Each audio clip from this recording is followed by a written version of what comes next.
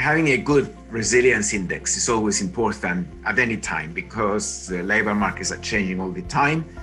And the resilience index tells us where labor markets are going and how good they are at absorbing shocks and creating new jobs. Fundamentally, we're talking about the capabilities of a country, the fundamental capabilities, but also the short-term actions that have to be put in place.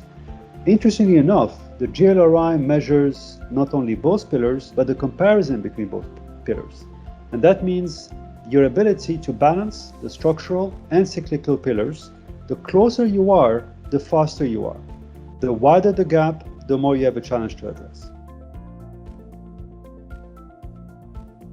The COVID-19 pandemic has underscored the pivotal social and economic role of labor market policies and social protection systems. The large protection gaps have been painfully exposed by the crisis, leaving especially workers in temporary and part-time work, the self-employed, and those in the informal economy without sufficient means to get through the crisis.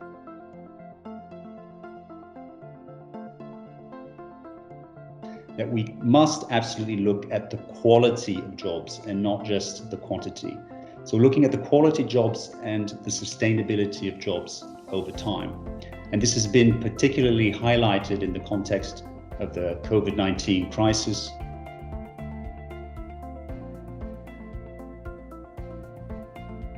If we look at the green transition challenge that we see, where countries are transitioning, particularly regions are transitioning from fossil fuel dependent labor markets to clean technology labor markets, this is not just an issue of the ministries for energy, the ministries for economics. This has to be done in close cooperation also with ministries for labor, ministries for education.